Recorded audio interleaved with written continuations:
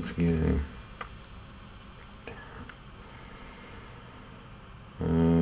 Action. Hello, I'm Jonathan Kydd. This is my Chelsea FC video blog, or vlog as it's called. It's vlog rather than the blog, as somebody wrote recently.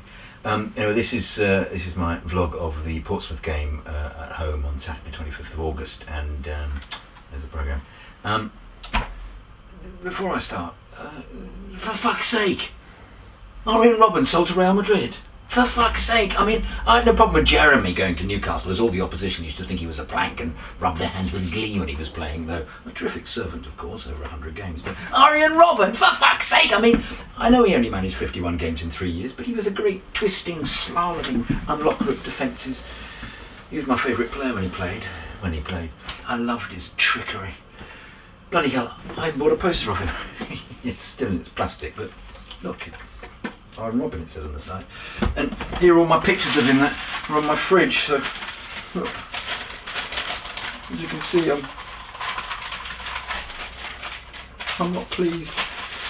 But he did want to leave once Chelsea didn't give in to his contract demands, and I wonder how much money he asked for.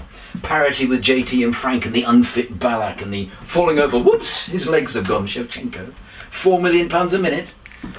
I'll miss him though, in the same way as I miss Damien Duff. Oh, I love the Duffer. But he got injured all the time as well. I mean, they're both injured at the moment. Perhaps that's the fate of wingers. They get clogged down because they're so skillful. New winger Malouda may not have Robben's silky skills, but perhaps he's made of sterner stuff. No, perhaps that should be Malouda hasn't got half the skill of Robben, but will probably not be injured as much. But I'm gutted. I mean, Robben may have looked as if he was about to prance off and take part in the Horse of the Year show, but what a wonderful player. I admit he did mince more than Kenneth Williams and Julian Clary put together, but he could unlock defences like no other.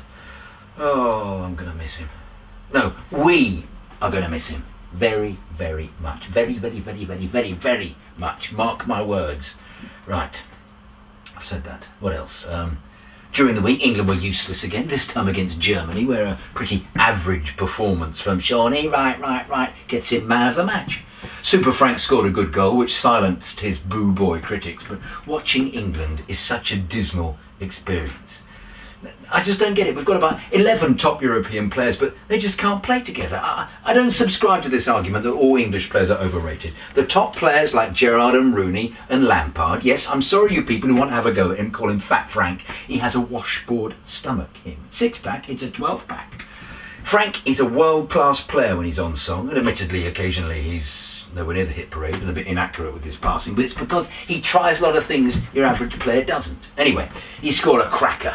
He's a top player, and in the Premier League, as I said, there are lots of top players. Rooney, Lamps, Gerrard and Hargreaves, and both Coles and JT, and Michael Carrick and Rio, and of course Beckham are top players. They play top stuff with their club sides in top European competition. Other than Beck's, of course, who now plays ridiculous, ludicrous exhibition football in LA. I mean, England had 3 teams in the Champions League semis last year, so why can't they play like that at international level? Why don't they perform well together for England? It's obvious. It's on the manager. McLaren is just not good enough.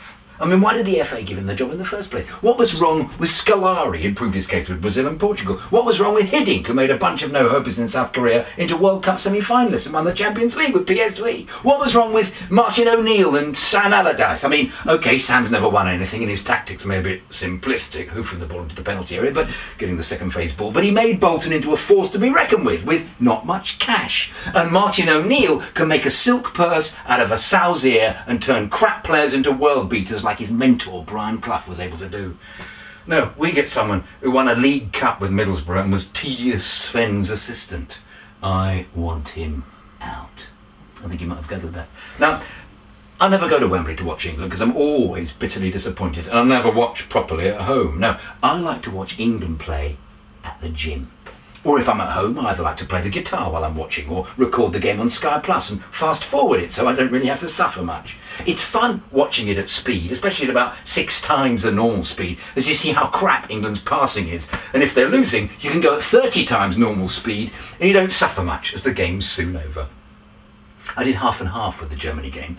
I went to the gym, having recorded it as well, and cycled for the first 20 minutes when we played quite well, and when we began to be shite, I went and did weights, so I didn't have to concentrate much. Bend over and grab the weight, work hard at keeping the form of the bicep curl, and look up at the screen to see the ball bouncing uselessly off someone's leg for a throw as they've pathetically tried to control it and failed miserably, or seeing Robinson keep goal like a dick and flap the ball into the German player's path for their first goal. Then see everyone back off so the German midfielder can crash the ball in from 25 yards. You see, I don't even know their names. I'm trying so much not to care about it. At half-time I went home, and once home I didn't watch the second half immediately. I had a shower, very nice, made myself something to eat. Baked beans on toast, in fact, a small amount of tomato ketchup, poached egg, a few mushrooms, bit of toast, cafetiere of coffee. And once I knew the game was over, I could fast forward to my heart's content and only waste about 10 minutes of my fucking life. So, back to the game today versus Portsmouth. It kicked off at 3 on a Saturday.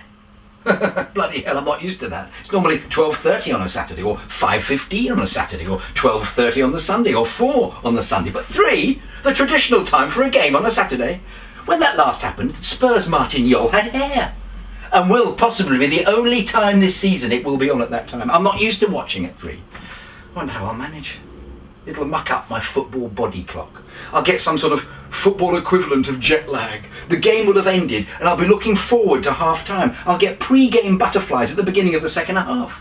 The Villa game next week is 4 on the Sunday. The Blackburn game after the England game the following week is 5:15 because it's on Setanta. Then it's the Champions League on the Tuesday evening. Then it's United at Old Trafford on the Sunday on Sky at 4. And in between there's a Carling Cup game in the evening. So let's relish the traditional 3 o'clock Saturday game for possibly the only time this season.